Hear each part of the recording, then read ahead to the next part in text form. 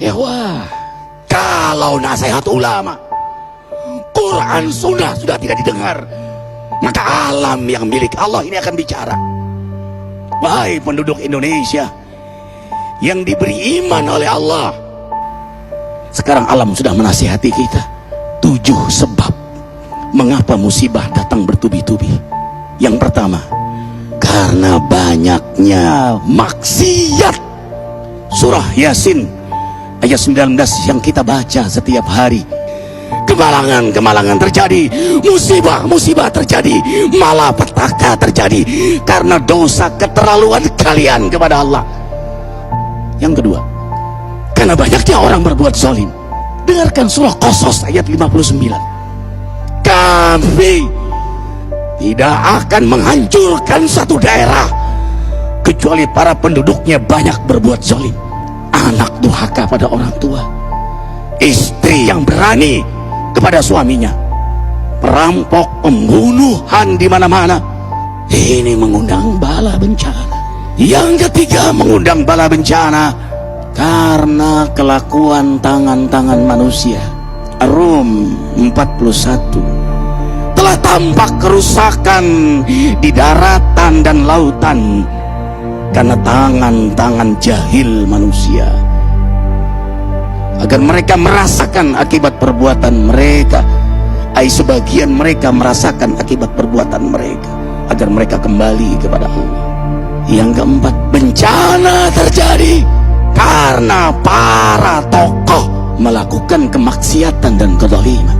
Dengarkan dengan iman, wahai penduduk Indonesia yang mulia, bila kami ingin menghancurkan suatu negeri, kami perintahkan para tokohnya untuk taat kepada Allah, tapi mereka maksiat, tapi mereka berbuat zalim, tapi mereka khianat kepadaku dan kepada makhlukku.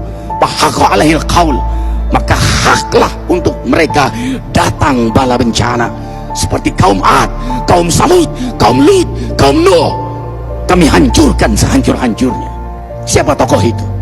Para pemimpin kita yang sumpah Al-Quran di kepalanya, demi Allah tidak korupsi. Lalu korupsi. Siapa lagi?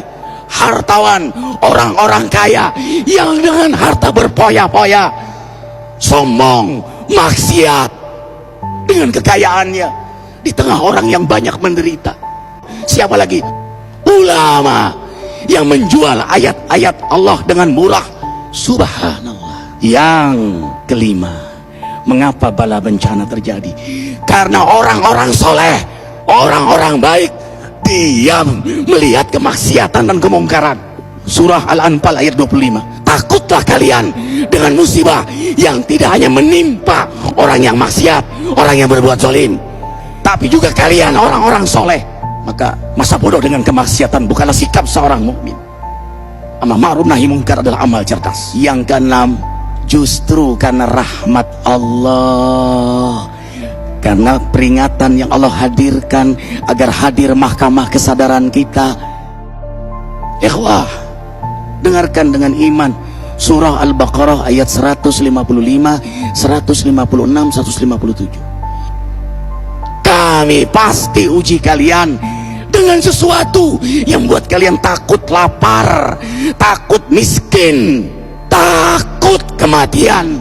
Tapi kabarkan berita gembira bagi hamba Allah yang sabar dari semua ujiannya, yang mereka berkata, sesungguhnya kami milik Allah dan sungguhnya kami akan kembali kepada Allah. Yang terakhir, yang ketujuh, ada yang nanya, bagaimana yang maksiat yang selamat? Tenang-tenang saja. Yang berbuat zalim malah sukses.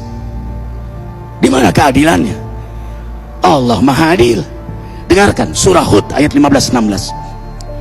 Barang siapa mencari kesenangan dunia, lalu dia menghalalkan semua cara, apa kata Allah?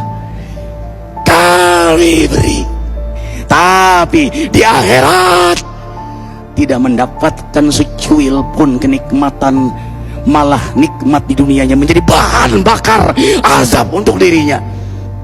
Itulah istidrat. Lalu apa sikap kita sekarang? Orang beriman menjadikan peristiwa apapun sebagai jalan untuk mendekatkan dirinya kepada Allah.